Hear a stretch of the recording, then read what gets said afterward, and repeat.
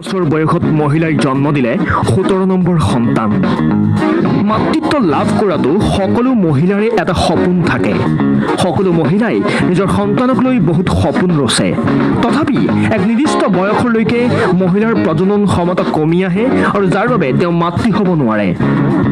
অলপতেই ইটালীৰ নিবাসী 101 বছৰীয়া এগৰাকী মহিলাই এই সকলো তথ্যক ভুল বুলি প্ৰমাণিত কৰিলে। 101 বছৰ মহিলাগৰাকীয়ে তেওঁৰ 17 নম্বৰ সন্তানটো জন্ম দি গোটেই বিশ্বৰ লগতে বিজ্ঞানকো আচৰিত কৰি তুলিলে। এই মহিলাগৰাকীয়ে অলপতেই 9 পাউণ্ড ওজনৰ এটি শিশু জন্ম দিয়ে। এই খবৰটোৰ পিছতে চিকিৎসা জগতত এই বিশেষ আলোচনাৰ সৃষ্টি হ'ল।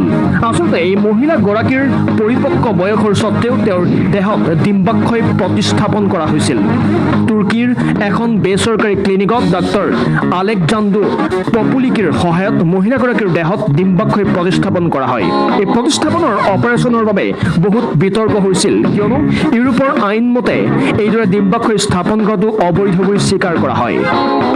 101 বছৰীয়া অনাতোলিয়া ভাৰ্টাডেলাই তেওঁৰ 17 নম্বৰ সন্তানৰ জন্মটো ভগৱানৰ আশীৰ্বাদ হিচাপে মানি লৈছে।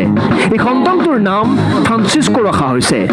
তেওঁ জনাইছিল যে 48 বছৰ বয়সত 16 নম্বৰ সন্তানৰ জন্মৰ পিছত তেওঁ ডিম্বাক্ষয়ৰ কেঞ্চাৰ ৰোগত ভুগিছিল আৰু এতিয়া তেওঁ আকৌ মাতৃ হ'বলৈ পাই অত্যন্ত গৰ্ব অনুভৱ কৰে।